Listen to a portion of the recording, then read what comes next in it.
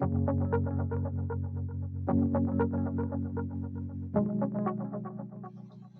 welcome back, everybody. In this episode, we're going to discuss very important conditions and practices that make grading for learning possible. As I wrote about in the blog post, 3 ways to make the switch to grading for learning, we must start by nurturing learning processes that occur way before acts of grading. So for instance, intentionally cultivating a continuous formative assessment cycle in a safe and respectful learning environment is imperative to generating a focus on feedback that is a tool for growth. To help us explore this topic today, we have 2 outstanding practitioners and thought leaders joining us. We have Myron Dueck and Brooke Mabry. So I want to welcome our guest, Myron Dueck, who is an educator, a leader, an author, and a speaker. Myron is not only a leader in the field of assessment and grading, he currently also serves as the SD67 District Vice Principal for Communicating Student Learning in British Columbia, Canada. You may have read his well-known book, Grading Smarter, Not Harder, Assessment Strategies that Motivate Kids and Help Them Learn. And we're excited to share the arrival of his newest book, Giving Students a Say, which elaborates wonderfully on some of the valuable topics we'll discuss today. So hello, Myron. Thanks for joining us today. Thanks, Lindsay. Thanks, Aaron. It's great to be here. Tell us where you're coming from today. I am coming from, I'll do a land acknowledgement while I'm here. I'm coming from the land of the Silex people in the Okanagan Valley of British Columbia, Canada.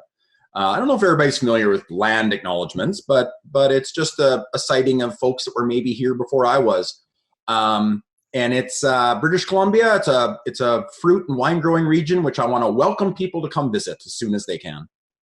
I have to say I've always wanted to visit there, and I'm actually, thank you for sharing that. That's something I've learned then about the area. Yeah, July and August are the best.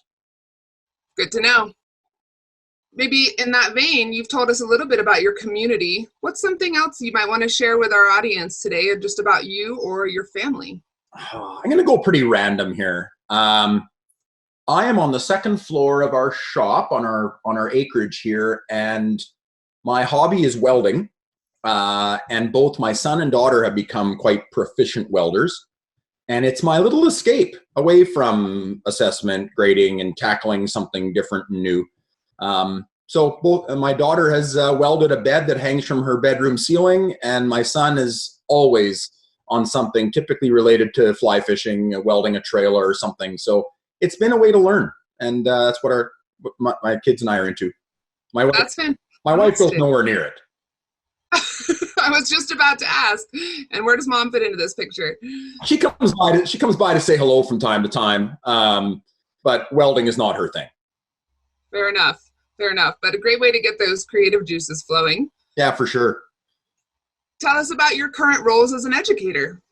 Well, you know, it's interesting. In your intro, you mentioned my role as a district principal for assessment and innovation. But with COVID coming on, I wasn't able to go from school to school, Lindsay. So my phone rang, I believe, on August 13th, and said, "Myron, we have a position in a local high school if you want to be an administrator there. Go back to the school you used to be at." And I said yes. And then a week later, they said, "Oh, and teach a leadership class." I was like, "Oh, that's dirty pool." But it's been amazing. Like, what a godsend to be back teaching actual students at this time. I think it's going to be like veterans who said, "I was in World War II." It's going to be a bit like, "I was teaching during COVID." And I don't know. It's a good thing. I foresee t-shirts coming out with that on it right there, by the way. So for sure. And that's great. It is truly a wonderful opportunity to be there with actual students right now. So congrats. Last question, just to get to know you a little bit here. You have several super helpful resources available for educators. What would you say of your resources seems to be resonating the most at this time, kind of out there, and why do you think that is? You know what? I've had a lot of people respond very quickly to my latest book, Giving Students a Say. I think it's timely in the sense of Students have been literally out on their own in remote learning environments. Parents have had a front row seat to just what the heck a learning outcome is anyway. And I think welcoming students as co-pilots to this thing called the education journey is resonating. I know, again, I think it's timely because the book just came out, but that's what I really believe. And a super quick shout out to another set of authors, by the way. A book that changed my leadership class was a book called A Beautiful Constraint by Adam Morgan and Mark Barden. Just changed my thinking about working within confines. So I got a shout out. It changed my life. Yeah, fantastic. I'm taking notes over here on that one too. Oh, so good. Thank you. And I get to welcome our guest, Brooke Mabry, who is also an educator, leader, author, and speaker. Brooke is a National Board certified teacher, and she gets to be a colleague of ours here at NWEA as a professional learning designer, and all sorts of fabulous adventures that she's on. She might be able to tell us a little bit more about those adventures. We invited Brooke here for this episode because she provides such great practical guidance for how to keep students at the center of learning processes. So thank you for being here, Brooke. So much. I'm happy to be here today. Where are you joining us from? I'm joining from a small town just outside of Asheville in North Carolina. My community is called Myron. Excellent. And what's one thing we should know about you or your family or your community? Yeah, so I think I'll start with a little personal anecdote that I like to share when I'm working with educators, just as a shout out. I'm one of the first in my family to graduate high school and one of the only ones to go on to a 4-year university. And it was my teachers who really changed my life, Erin. They paved the way for me to really get on this track to get a merit-based scholarship. And I think I'm sitting here today because of the power of what we all do as educators. We can change kids' lives. Excellent. I love that connection. So what are your current educator roles? You were inspired by educators. Now, what do you get to do? So right now I get to be on the professional learning design team, and that's a fancy way of saying I get to be in the background thinking about what kinds of professional learning can we design that meets the needs of teachers that we serve and partner with. And right now, I'm really designing for strategic accounts. And those are places where we have large numbers of students, mostly in urban districts. 3 of my largest partners right now are New York City, Chicago Public Schools, and Clark County, Nevada. So that's where Las Vegas is. Excellent. And in your work, I know you create several incredibly useful, practical resources for educators. So which of your resources seem to be resonating right now, and why? So over at NWEA, we have a blog called Teach, Learn, Grow. I'd encourage all of you to subscribe to it. We have a wide variety of people who publish posts there, but the one that seems to be getting the most traction lately is a post called How Responsive Planning Can Strengthen Your Formative Assessment Practice. And in that one, I'm really just exploring this idea of what responsive teaching and learning looks like and sounds like, and how you can proactively use the things that you know about students to plan instruction that can meet them where they are before you get into the moment of the instruction. I love that. I love that student-centered thinking. And I think that's one thing that unites us all in this episode today. Thank you, Brooke. So next we're going to dive into some questions with our guests. Lindsay, will you get us started? Absolutely. So I'm going to share a question with you, and Myron, we'd love to have you respond first, just so you're prepared. This question has a few components to it. We'll start out just sharing, we know our educational systems are really famous for having so many different words to try and explain the same or similar things. So in this series, and specifically in this episode, we're using language such as culture of learning, responsive teaching and learning, formative assessment, student or human-centered, and also students as co-pilots. Myron, give us some insight into what that language means to you, why it's important, and especially with a lens on grading for learning, and maybe a few examples of that language in action. Sure. Lindsay, it's a great question. I mean, to start off, we use a lot of terms in this thing called education. And I'm not sure people outside of our education silo always have access to that language. I mean, my wife is very quick to say, we go hang out in a room full of teachers, and she is just like, I don't understand what people are talking about. And if teachers want to know what that feels like, go hang out with a bunch of computer techs for a while, or take fly fishing lessons like I did with my son, or I went and hung out with my wife and her accounting colleagues, and I'm lost. They may as well be speaking Swahili. So I think what we simply stated, we need to get students to understand, co-create, and engage with our education language, and I think we need to simplify it.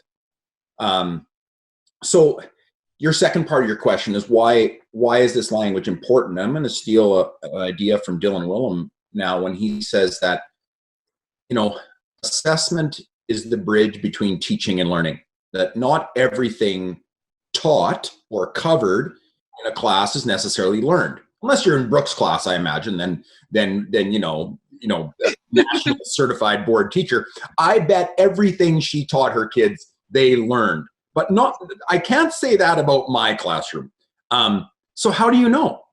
How do you know what students have learned based on what you taught? Well, that's where assessment comes in. And I think even the simplest of terms, feedback. Go up to a teacher and say, feedback, what is it? And I think they're going to stumble a little. At least I would. I told people how they did, but what actually is it? Or progress reports. Do students know the next steps they should take? Or did you tell them what they did? I'm thinking about an example right now, Lindsay. You asked for one. I'm gonna lean over on single column rubrics right now that I'm seeing used in English 11 class in my high school. My own son is in this class, so he never brings up assessment. He is loath to mention something like this. But when we were tying our skates beside our very own ice rink the other day, he goes, "Hey, Dad, Mr. Blair is using this really cool," and Mr. Blair said I could use his name. "Mr. Blair is using this really cool thingy in class where he puts the criteria, I think they're called, criteria down one column, but I have to write where I think I'm at in these steps." And Lindsay, seriously, my son never talks about this stuff, and he did tack on to the back of that. And I hope none of his former English teachers are listening. Please don't. Can you just block them from this podcast, please? Got it. He said, "I'm enjoying English this year, and it's probably the first time." And I couldn't believe that it's associated with an assessment change. And that's a part of it. And then he said, "Dad, you should see this thing." And I had to crazy glue my lips shut because I'm kind of a part of designing it. But I just leave that one for Mr. Blair. He deserves it. So I just shut up. But I sat there, I'm going to make this a Walton's moment. I sat there beside the fire, looking up at the stars going, I've seen some of my work manifested in my own son's educational experience. And I felt like, ah. The Holy Grail was achieved, right? That's it. The clouds separate, although it was nighttime. The clouds separated and a beam of sunlight shone upon me. And you dropped the mic. Yep, and scratched my skates. Fair enough. Now that's a wonderful example, but I think it's a perfect illustration of what we're just hearing from your book, but also hearing in your illustration there of students involved, students as co-pilots in this whole process. And as we see a time when, as you mentioned, parents are really getting this front row seat, students as well are getting a front row seat in that sense of seeing the ways that they can engage in the entire experience. So thank you. Brooke, what's your perspective? Well, first, let me say, Myron, I recently heard one of my colleagues say that she owed her students a refund for their free education. And sometimes I feel like that too. Even as a national board certified teacher, I didn't get it right in my early years. And I think like many educators, it was a journey of fail and fail fast and learn from those failures that really brought me where I am today. And I think that that's really what this language means to me is when we think about responsive teaching and learning, when we think about formative assessment, Myron brought up Dylan William a minute ago. I'm going to bring him up again. In a recent tweet, he said, the one mistake that I made, the thing that I wish I could correct is not calling formative assessment, but calling it responsive teaching. And what we're really trying to go for here is, where is the line blurred? And I think this is what Myron's son's experiencing, is that when done well, you can't really tell a difference between assessment and instruction. That good instruction leads to good assessment, and good assessment leads to good instruction. And that's what this culture that we're going for really represents. We want students to be empowered as learners and assessors. And in order to do that, they have to understand where we're going as teachers and learners and how we can get there. And so I think that that's why it's important for grading for learning, is that too many times traditionally we've put a number on things. And what does the number actually mean? And what does it represent? And I think we have really indoctrinated ourselves with those numbers and with GPA. But does it really represent completion, or does it represent mastery? Does it represent good behavior? So I think that when we're thinking about what does this language mean in action, I want to think that it means agility, both as a teacher and as a learner, and it means empowerment, both as a teacher and a learner. And I have a son as well, who's younger than Myrons, but a couple of years ago, my son was in second grade, and he brought home this form that had these learning targets on it. And they were something super complex for math that my brain couldn't quite comprehend, even though it was a second grade standard.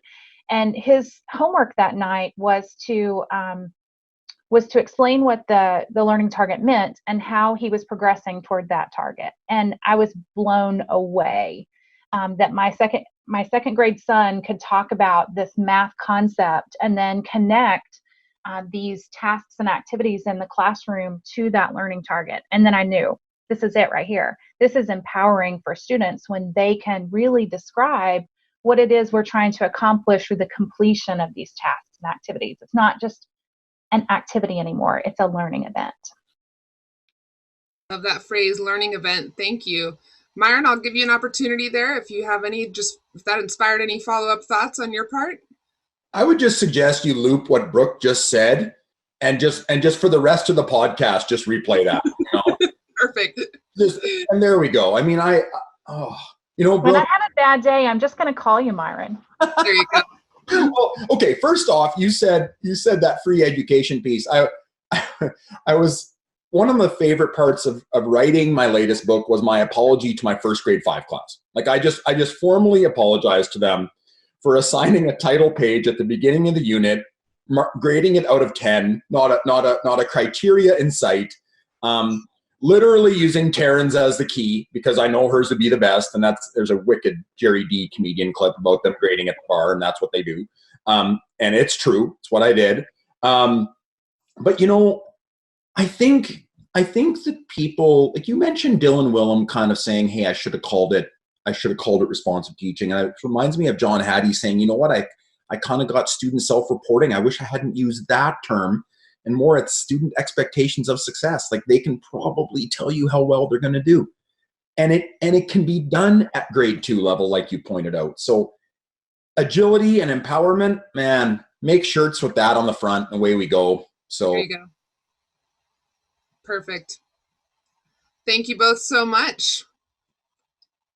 And as you know, there are countless stories in recent months of educators overwhelmed by all the curveballs that have come our way in the last 13, 14 or more months. And this includes challenges with grading. There are headlines about massive surges and failing grades. So when faced with these challenges, it can be hard for educators to know where to begin or what's the next shift that can be done, what direction to go right now. So the question is, what is a practical entry point into grading for learning, or if people are already on that path, what could be a next step, while keeping in mind current challenges, current realities, and setting up for future success, cultivating the potential for lasting change.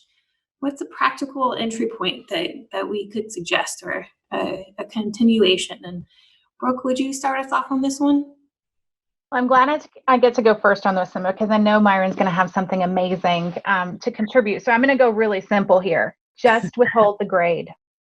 I think that's the first step. Is there's research out there that shows us when you put the grade, or even when you put the grade with feedback, it still has the same impact. So if you're wanting students to learn from your feedback and to continue the learning process, because what we actually see is that number actually represents something summative to students, and it signals that the learning is finished. And so then what we see is that students don't often, even when we give good feedback and we want them to use it, they don't.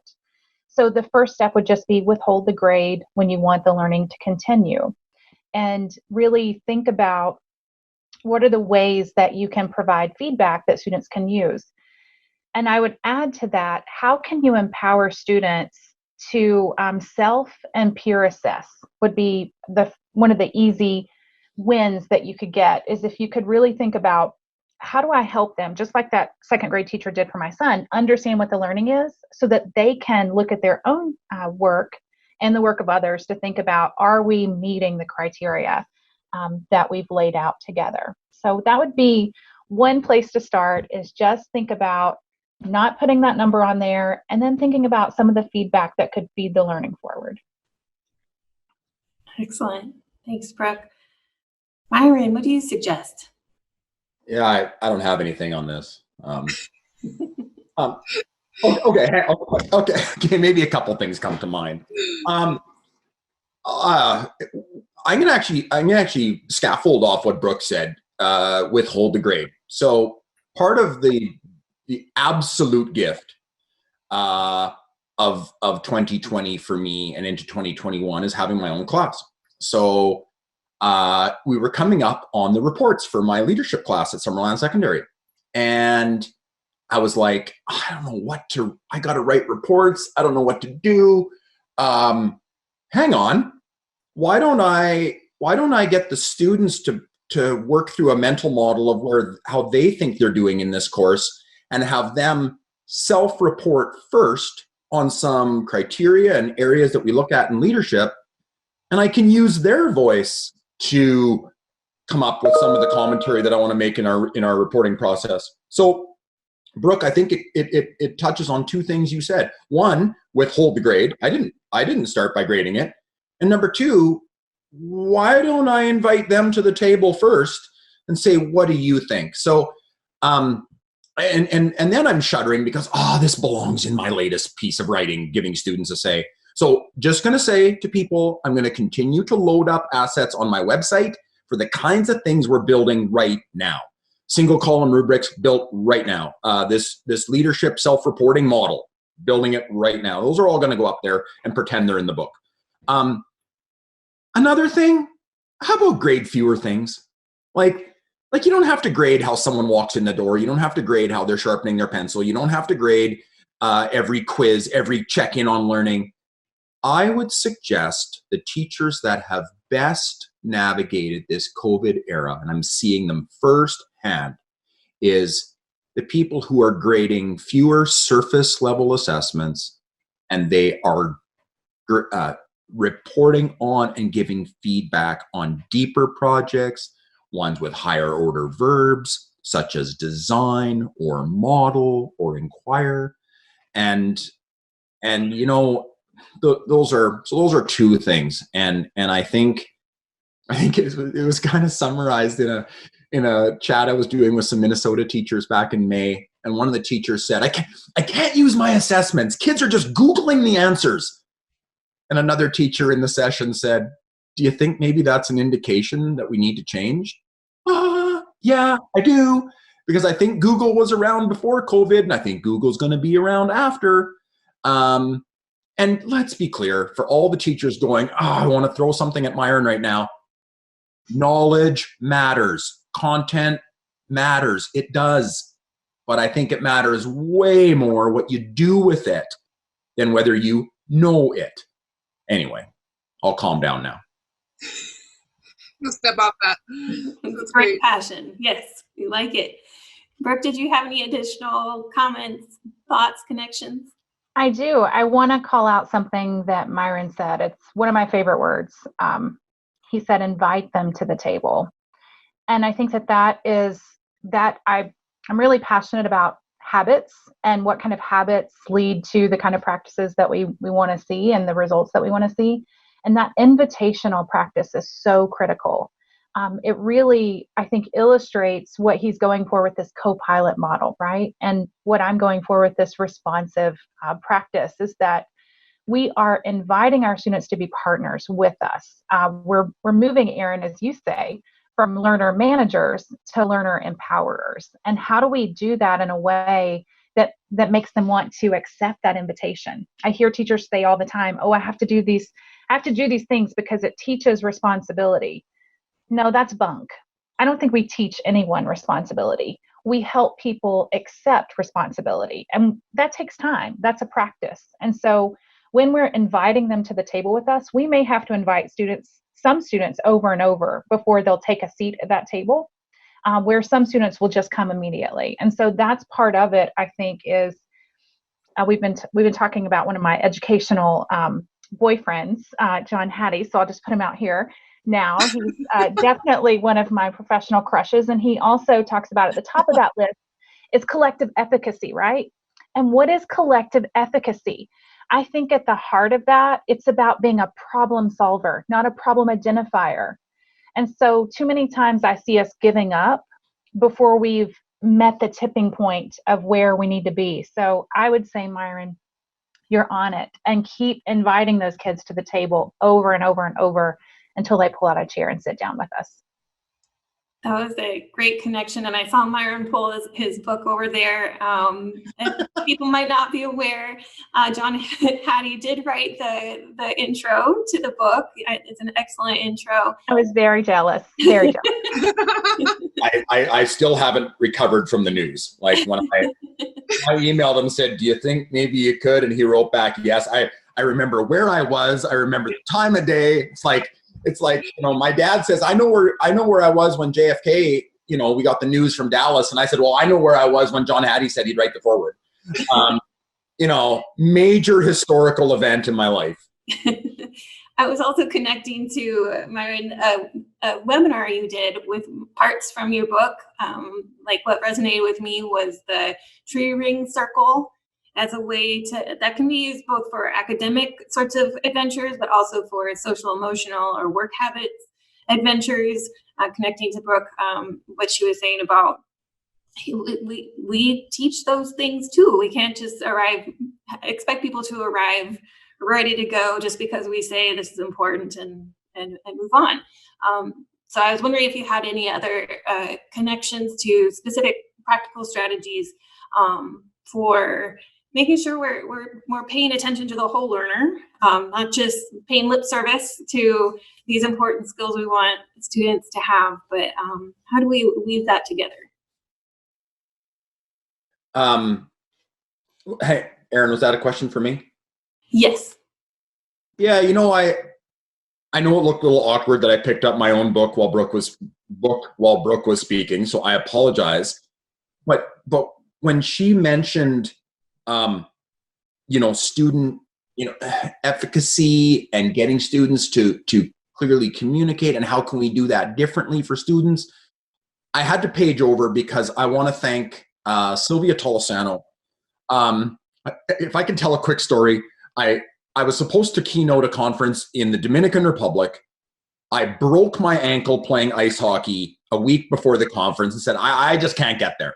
And they said, oh, no, you can. And so knee stroller and all, I navigated my way through a few airports and got got to the Dominican, got onto this bus, some lady helped me with my crutches and my knee stroller and all my stuff. And I sat down beside her and she goes, "What are you doing here?" I said, "I'm the keynoter tomorrow." And I said, "What do you do?" She goes, "Oh, I work on student self-reporting in digital spaces." And I was like, "Oh, that's good. That's what I have to do in my own district. What's your name?" So I'm Sylvia Tolosano. I wrote a book on how do we get students to self-report. And the reason, Brooke, I grabbed my book is I would encourage people to just page straight to page 166, where Tolosano suggests that when we get students to self-report, rather than just telling us what they did, which is usually fairly obvious, she has an iceberg analogy, and I just love it, where the tip of the iceberg is typically what we know students did or what everybody can see. But can we get students to start talking about what's below the surface? A turning point in your learning, a place of frustration or success. The bottom line is, can you tell us something that nobody else would know but you? And I just loved it. And I think those are the kinds of ideas that are most turning my windmill right now. And one more shout out to your educational crush, Brooke, is big shout out to Hattie, because I was interviewing him for our ASCD series in Melbourne, and he goes, "Hey, Myron, are you writing a new book?" And I said, "Yeah, I am." He goes, "What is it?" "Well, it's kind of like an assessment plan from start to finish." Gotta love John Hattie. He goes, "That sounds boring."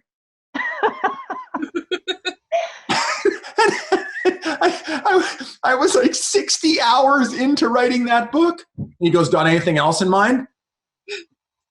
And my son is standing there in the room. He was with me in Australia, and he's kind of looking over like, how would somebody just say that? Well, how they say it, they just say it. Why would somebody say that? A better question. I've actually been thinking about a book on how we have students sit beside us in assessment rather than across from the table, and write that one. He said, "That's the one to write." So your educational crush is completely responsible for this latest project as far as redirecting me down the tracks as to where I most needed to go. So just, I'm so appreciative of his comment, "That sounds boring." Wasn't at the time, won't lie to you, but it was good. Resulted in something positive, I'd say. Wait till he finds out that he's Brooke's celebrity crush, right? So I think I just gave it away. Yeah, might just be sending this link his way. Exactly. Mm-hmm. I love it. Thank you. All right, we're going to start a new question here. It's about feedback. Noticing there's often misunderstandings about effective formative feedback practices and effective grading practices. Sometimes there's a blur between the two. So for example, instances of a standalone letter or number grade being used as the sole source of feedback. We noticed that this blur can cause confusion and frustration for students. What are a few examples of effective, responsive, or as we would say, co-pilot kinds of feedback practices?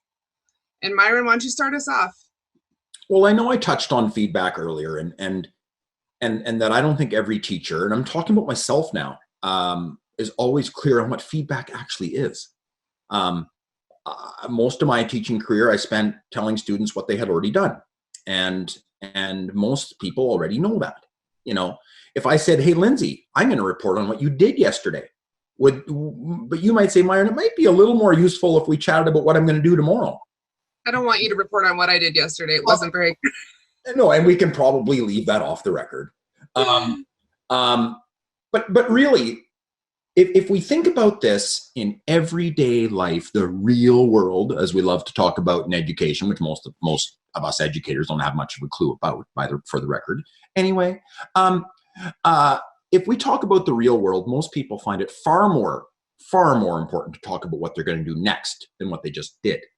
And I think, going back to Hattie, he says, you have not given feedback if the student doesn't have a clear idea on what to do next.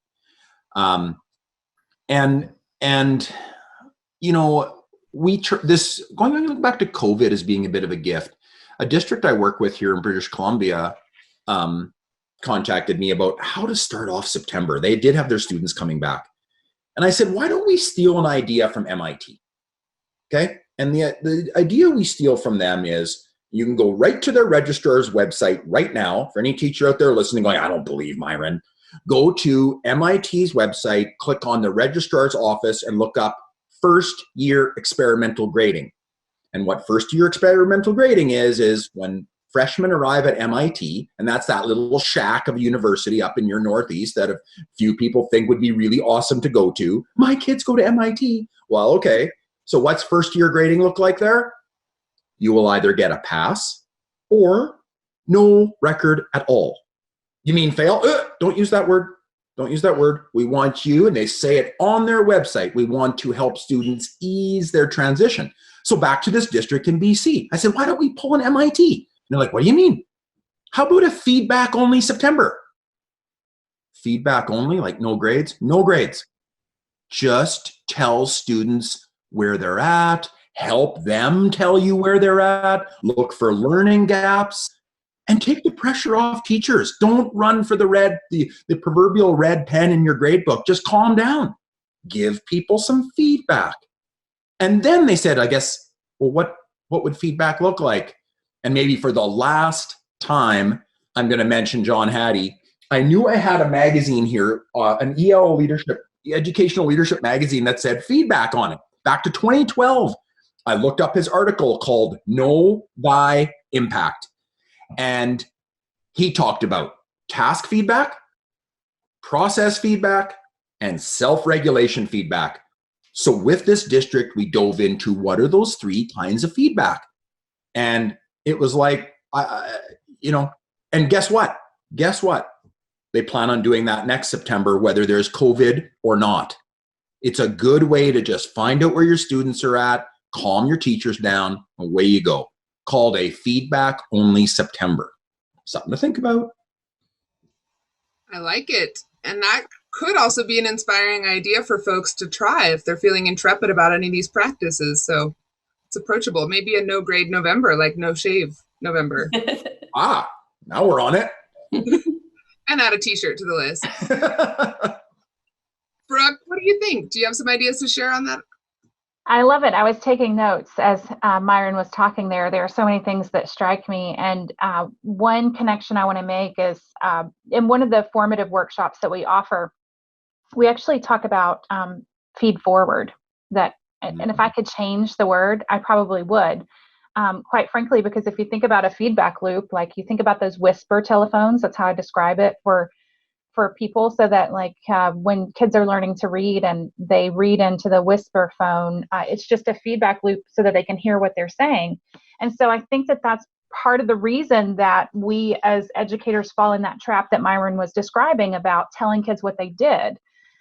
Instead, we really need to think about the feedback piece. And if I could add a layer to that, we want to think about descriptive feedback, timely feedback. The research tells us that it's really important that I think about some of my bad practices when I was a former high school English teacher. I would have all the kids, all 90 kids, turn in their 5-page papers at once. And how many weeks did it take me to give feedback and put those back in their hands, and with a number grade on it, by the way. So here's what they would do.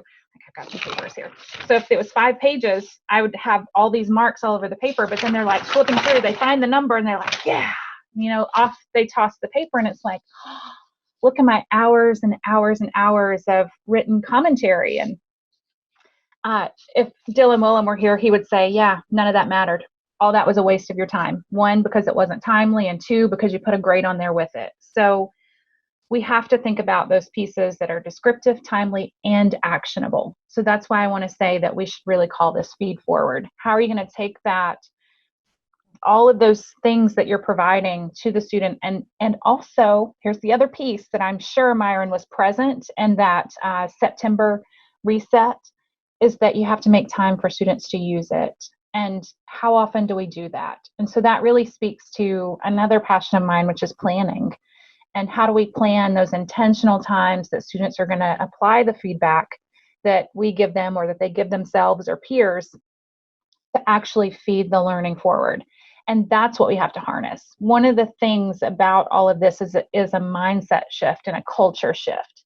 we have to make those explicit in our classrooms. We have to make those explicit with all of our stakeholders, including families who will question these practices to begin with because they're different than what they experienced, to really help us think about how we can get to that task and process. And one of my favorites, self-regulation, right? We know that executive functioning and being able to have the self-efficacy that is called for is one of the critical pieces. So we have to make the space in our instruction in our classroom for students to develop those skills and habits. That's powerful, Brooke. Thank you so much. And just let it be known that as of today, I'm going to consider the word changed. It's feed forward. Yeah, absolutely. There you go. Done. Wonderful. Erin, we'll head into our last question. Yeah, I had a different question planned, but you all already covered it by all the very excellent ideas, practical ideas, doable shifts that you've shared. So I'm going to jump to, what do you wish we would have asked and we didn't? And Myron, if you want to start. Well, I kind of wished you would have said something along the lines of, hey, Myron, there's lots to talk about standards, and frequently people, teachers, are heard to say, I am in a standards-based district, or I am in a standards-based school. And then others will say, yeah, I'm not in a standards-based district, or I'm not in a standards-based school. Myron, what are your thoughts on that? Thanks so much, Erin, for asking that question. I really appreciate it. We have overcomplicated this issue, okay? We have.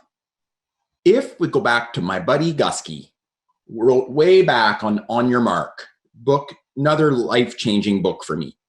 If we separated product, in other words, what students demonstrate they have understood, their process, how they went about doing it, and finally, progress, which direction are they moving in? If all we did was made sure that that product section, Brooke's 5-page papers that nobody read the comments to, if those demonstrations of student understanding fit the standards of what you are supposed to be teaching or covering in your class, ta-da, we are a standards-based in that way. I don't know what we're waiting for in some of these classrooms. We're like, well, my district hasn't shifted to standards-based grading. Well, what standards are you using then? Shake the lucky 8-ball, look on the back of a Shreddies box, how would you be deciding what to teach? And I'm talking, guys, about myself here. It took me a little while to come around to this realization. But I could go off on our bathroom tiling project that recently occurred in my home because I tore our brand new tiles off the floor. Why? Because the lovely installer, who was a really nice guy, didn't abide by the standards of how strong the subfloor should be. So I think I had a pretty good example of separating process, he was on time, he cleaned up, he was a nice guy, from product. My tiles are cracked all across my floor. I think they're different things, and I think we should report them as different things. Thanks for asking, Erin. I really appreciate it. Thank you for reading my mind. I think that also loops back around to why Lindsay's blog post is called Grading for Learning, kind of trying to what's the point? Whatever system we call ourselves in or not in, back to the point, we are trying to make sure that we're learning and empowering our learners. So I like the example of the tiling. That's gonna resonate, stick in my brain for when I encounter those questions about, why separate those things, how to separate those things, and trying to set aside language differences. Erin, if there are any Glenbard North High School teachers listening to this, they hired me the week of that I tore the tiles off the floor. So John Healy, the vice principal, could speak to this. I was on fire in front of them with pictures, how the tiles were torn off the floor. And I won't lie, and I'll say this for John. John was driving me back to the airport, and he said, Myron, it couldn't have been better. Like, teachers going, hold on. There are standards other than places in our schools. Yeah, there are. There are. And we're kind of late to the show, actually. So, okay, now I'm going to calm down. No need. It's good to be fired up. We want people fired up.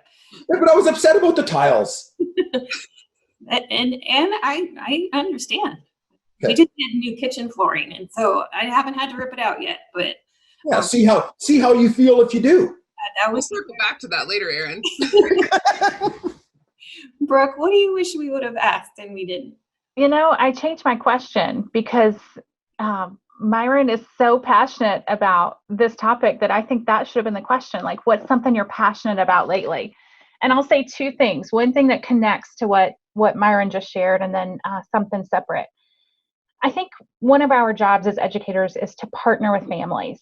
And how do we help our families understand this whole idea of a learning outcome and success criteria and standards and separating product and process and progress. And one of the simple ways I found to describe it in some of the workshops that I've done for parents and families is to think about what are everyday things that what kind of expectations do you have for your child, and how can you help them see what the expectations are.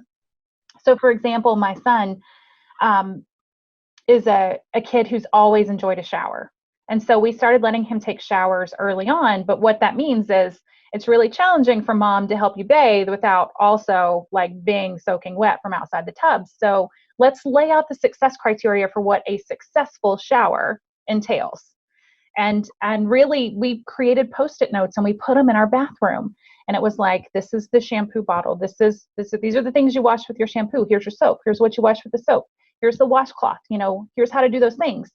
But the part that he had a hard time mastering is he had FOMO. He had this fear of missing out. So the minute the water went off, he exited the tub and ran outside and down the hallway to see what his parents were doing while he was in the shower. And so it was like, whoa, buddy, we got to go back to the bathroom. What is this final success criteria? This is get the towel and dry off. And you're dry when water's not dripping on your skin anymore, right? So it's these simple ways that we have of helping parents make connections and families make connections to what it is we're trying to accomplish at school, but also giving them a chance to replicate it in their homes so that students are empowered in multiple situations. And we know that with multiple repetitions and exposures, that's when habits happen. So that's my second passion, Erin. I've been just preaching about habits recently because in the 74, we read an article recently as a team, research out of England that says that habit formation may limit growth and teacher effectiveness. And I'm like, whoa, because the cognitive load for teaching is so high that we have to have some habits. And habit is just a fancy way of saying automaticity, right? We have to automate some of our practices in order to be successful because let's face it, we've looked at research around how many decisions teachers make in a day, thousands of decision points that teachers have in a day. In fact, there's an article out there that in a 1 minute and 28-second clip, a researcher had 28 decision points to make in her classroom during that 1 minute and 28-second teaching clip. It was so powerful to read that. And then also research out of one of the big universities here in North Carolina, Duke University, in 2006, research indicated that 40% of the actions that we take each day are driven by habit.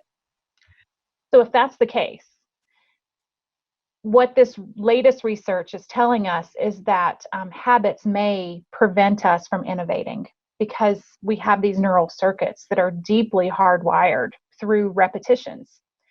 And research also tells us that you can't eliminate a habit. You can only replace a habit. The neural wiring will stay there forever.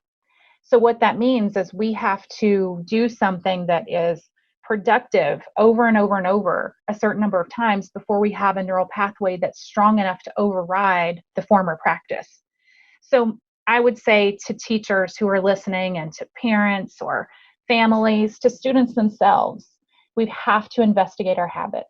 and we have to determine, are the things that we have automated helping us accomplish what it is that we want to accomplish, or is it inhibiting that accomplishment? And just find one thing to change at a time. We've described a number of practices today, but we all know from research that initiative fatigue is real. Teaching fatigue is real. I dare say right now it's higher than ever. So just focus on one thing to change. When you have that instilled to near automaticity, then pick something else. And give yourself permission to go slow, to go fast. And as educators, we want to change the world, and we want to change it all right now. Let go of that, and let go of the perfectionism, and really just focus on getting better in small increments over time. I love the connections to so many things. One, grading has a lot of habits in there, and so this is really resonating for our topic. I also, oh my gosh, we have to talk about sticky notes in our bathrooms. We have sticky notes for our kids too. Not so much about showering, it's more around the toilet sink area. We've graduated from the shower sticky notes. We're on to something else now. If you go to, I'm also cracking up because if you go to many teachers' classrooms, the number of sticky notes on walls and desks. I think my 9-year-old was just talking about her teacher has color-coded sticky notes, right? So the sticky note thing is real for learners of all ages as we shift our habits. And I know Myron's got some thoughts. I saw him writing. Did you want to say anything? I'm just going to take off from two things Brooke said. One, help our families understand. And I'm going to, for both things I want to talk to them in quick real world examples. If I had my truck in at the Ford dealership for a service, you know what they do?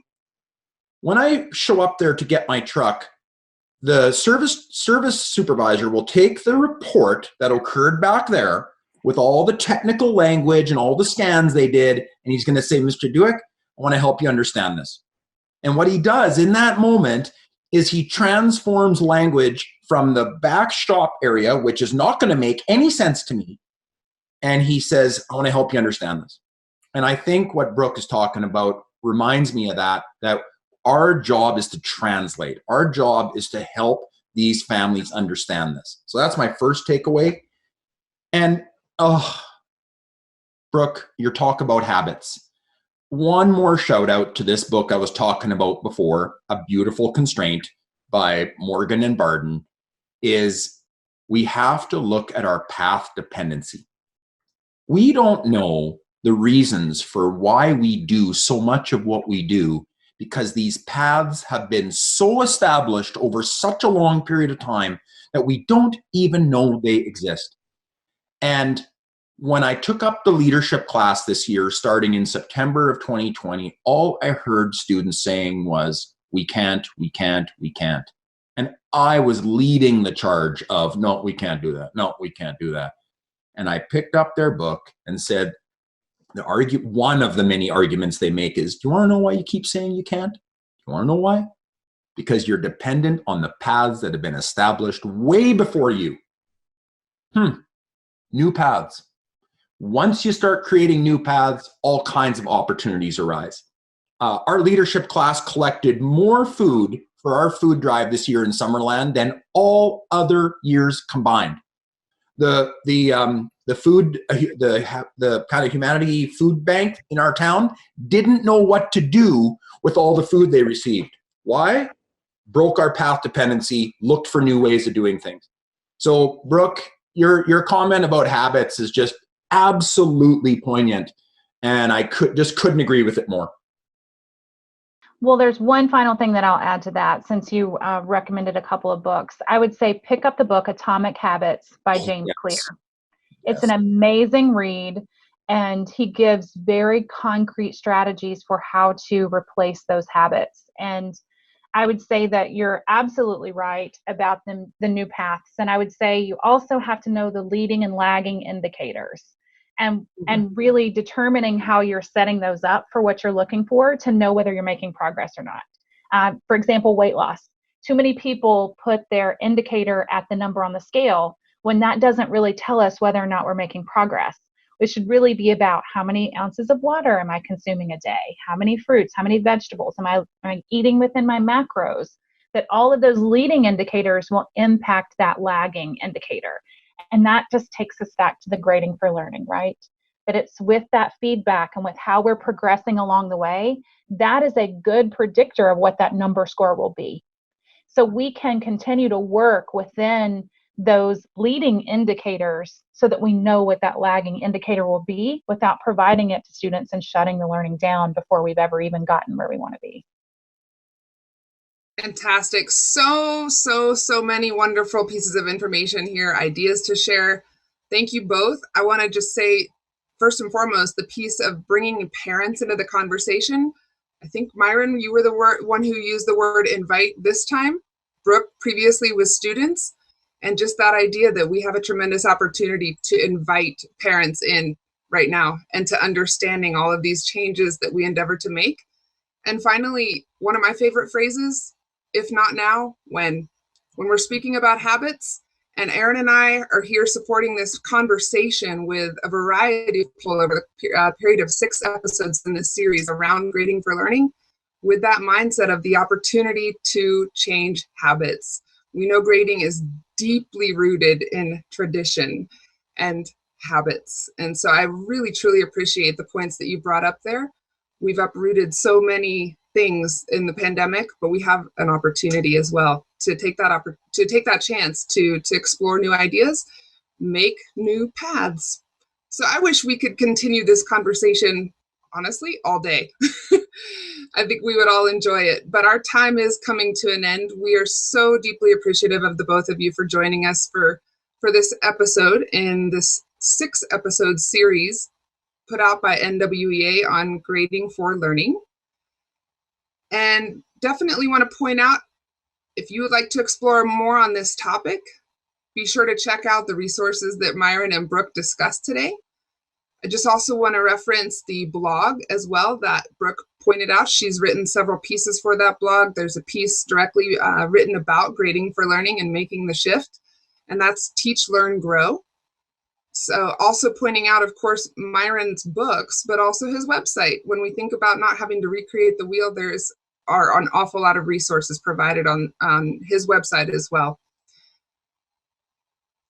Yes. Any closing words, Erin? Yes, I want to thank our guests for the time today. It was very enjoyable, and I am definitely going to check out the resources that you both mentioned today. So thank you very much. It was a pleasure. Thank you. Our next episode is with Matt Townsley and Chris Toms as we dig into a conversation around separating measures of achievement and behavior, also a practice and supportive grading for learning. Any final words, Brooke and Myron, as we prepare to say farewell for the day? I just want to thank NWEA. I want to thank you both, Erin and Lindsay. Brooke, it's been an absolute pleasure and honor to share this time with you. I got notes right here that are going to take my reading and my thinking in also some new paths. So thanks, everybody. Thank you, Myron. I will say I read your book, your first book on grading smarter, not harder, a while back, and really worked to support teachers implementing some of those practices. It can be done, and it can be done well. So thank you for putting the voice out there that encourages and inspires educators. I'll make sure you get the new one. Thank you. And we'll all get the t-shirts, right? Oh, yeah. I'm gonna say hello in it. I'm not gonna take the place of Hattie, but I want to at least get on your list of I'm not gonna finish that sentence. I just want to be on the list. You're on the list. I was going to say this after our recording was over, but stay tuned for Teach, Learn, Grow. Brooke Mabry, Myron Dueck are going to have a co-authored blog coming up in a few months. Yeah, let's do it. I'm in. Thanks. Thank you so much.